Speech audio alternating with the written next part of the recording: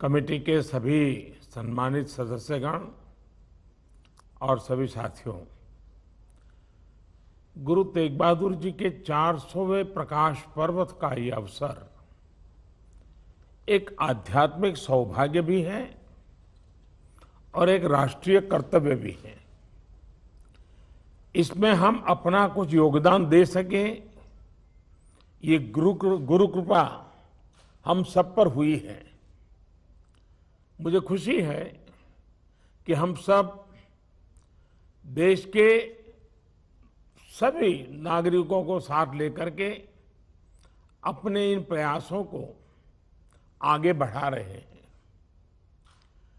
अब यहाँ गृह मंत्री जी ने नेशनल इम्प्लीमेंटेशन कमेटी के अध्यक्ष के तौर पर कमेटी के विचारों को हमारे सामने प्रस्तुत किया। जो भी सुझाव आए थे उसको रखा गया था। प्रेजेंटेशन में भी पूरे साल के कार्य योजना के संबंध में एक लचीली रूपरेखा थी, जिसमें काफी सुधार की भी संभावनाएं हैं, नए नए विचारों की भी संभावनाएं हैं।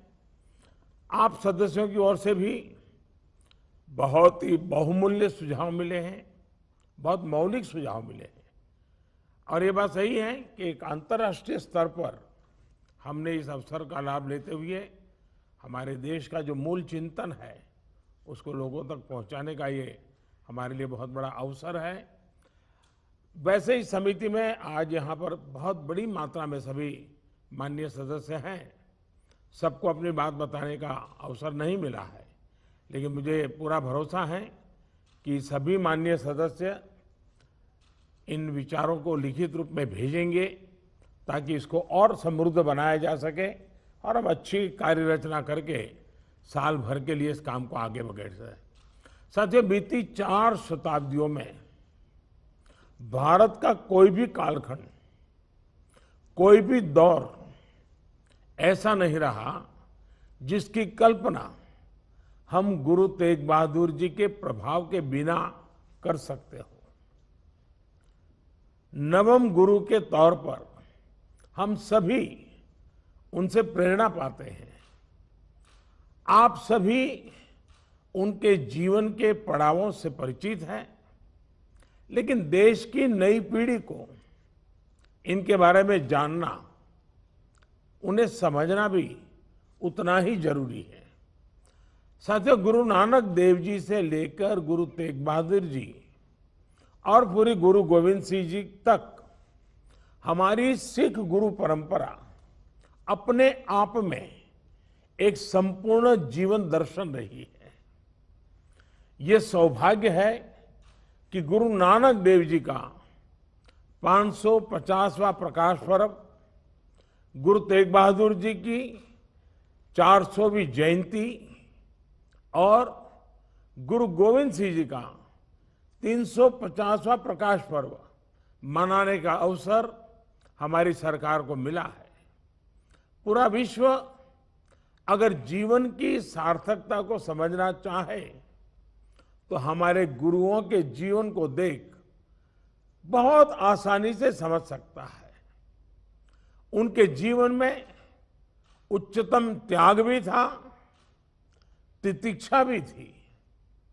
उनके जीवन में ज्ञान का प्रकाश भी था, आध्यात्मिक ऊंचाई भी थी। साथियों, गुरु तेग बहादुर जी ने कहा है, सुखु दुखु दोनों सम करी जाने और मानु अपमान। अर्थात सुख दुख मान अपमान इन सब में एक जैसा रहते हुए हमें अपना जीवन जीना चाहिए। उन्होंने जीवन के उद्देश्य भी बताए हैं, उसका मार्ग भी दिखाया है। उन्होंने हमें राष्ट्र सेवा के साथ ही जीव सेवा का मार्ग दिखाया है। उन्होंने समानता, समरसता और त्याग का मंत्र हमें दिया है। इन्हीं मंत्रों को खुद जीना और जन जन तक पहुंचाना, ये हम सबका कर्तव्य है। साथियों, जैसी यहां चर्चा भी हुई, 400वें प्रकाश पर्व पर सब साल भर पूरे देश में आयोजन होने चाहिए और विश्व में भी हमें अधिकतम लोगों तक पहुंचने का प्रयास करना चाहिए। सिख परंपरा से जुड़े जो भी तीर्थ स्थान हैं, जो श्रद्धा स्थल हैं, वो इन गतिविधियों को और ऊर्जा देंगे। गुरु तेग बहादुर जी के शब्द, उनके रागों का भजन, उनसे जुड़ा साहित्य, सांस्कृतिक कार्यक्रम, ये जन जन को प्रेरणा देंगे। इसमें डिजिटल टेक्नोलॉजी का उपयोग होने में और उससे ये संदेश पूरे विश्व में नई पीढ़ी तक आसानी से पहुंच पाएगा। और मुझे खुशी है कि आज अधिकतम सदस्यों ने ये डिजिटल टेक्नोलॉजी का मैक्सिमम उपयोग करने के सुझाव रखे हैं। ये अपने आप में बदलते हुए भारत की तस्वीर भी है। हम सभी इन सभी प्रयासों में हमें ज्यादा से ज्यादा लोगों को अपने साथ जोड़ना है। साथियों, इस पूरे आयोजन में हमें गुरु तेग बहादुर जी के जीवन और शिक्षाओं के साथ ही समूची गुरु परंपरा को भी विश्व तक लेकर के जाना चाहिए। किस तरह पूरी दुनिया में आज सिख समुदाय के लोग और हमारे गुरुओं के हम सब करोड़ों अनुयायी उनके पद चिन्हों पर चल रहे हैं। कैसे सिख समाज सेवा के इतने बड़े बड़े काम कर रहा है, कैसे हमारे गुरुद्वारे मानव सेवा के जागृत केंद्र हैं। ये संदेश हम अगर पूरे विश्व तक लेकर जाएंगे तो हम मानवता को बहुत बड़ी प्रेरणा दे सकेंगे। मैं चाहूंगा कि इस पर शोध करके इसे डॉक्यूमेंटेड भी किया जाए। हमारे ये प्रयास आने वाली पीढ़ियों का भी पथ प्रदर्शन करेंगे।